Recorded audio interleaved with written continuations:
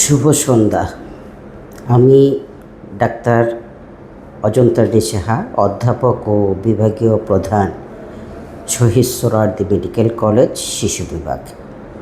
এবং আমি এখন কথা বলছি লং লাইফ ডায়াগনস্টিক সেন্টার থেকে।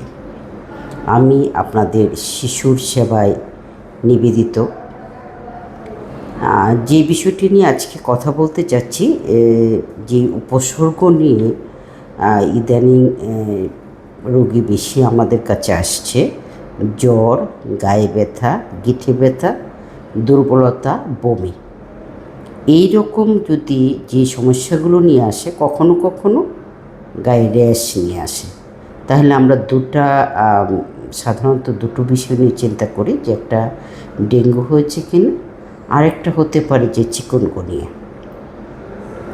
তো ডেঙ্গু এবং চিকুনগুনিয়ার মধ্যে দুটার মধ্যে যে পার্থক্যের বিষয়টি, ডেঙ্গু একটু মারাত্মক ধরনের অসুস্থতা, আর চিকুনগুনিয়া হলো যে ভোগান্তি বেশি দিবে, আপনাকে কষ্ট বেশি দিবে।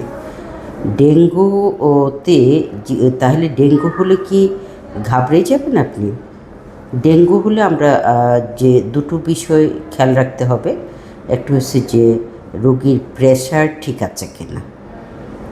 প্রেশার কমে গিয়ে শিশু শকে চলে যেতে পারে, 1। 2 নম্বর, প্লেটলেট কাউন্ট কমে যায়। সাধারণ জনগণের মধ্যে যে ভীতিটা রয়েছে, তারা প্লেটলেট কমে যাওয়া নিয়ে বেশি ভাবে, কিন্তু প্রেশার নিয়ে সেটা ভাবে না। আর ডেঙ্গু মারাত্মক ধরনের, আর চিকুনগুনিয়াতে ভোগান্তি বেশি। কিন্তু আপনার শিশুটির যদি জ্বর, এরকম ব্যথা থাকে, সে হয়তো ডেফিনেটলি বলতে পারছে না তার গিঁটে ব্যথা না সারা শরীরে ব্যথা। সে বমি করছে, কান্নাকাটি করছে। কাজেই অপেক্ষা না করে আপনার শিশুকে নিকটবর্তী চিকিৎসকের কাছে নিয়ে যান, চিকিৎসা করেন, যত্ন নেবেন। আশা করি যে আপনার শিশু সুস্থ হয়ে যাবে। আপনাদের জন্য অনেক শুভকামনা।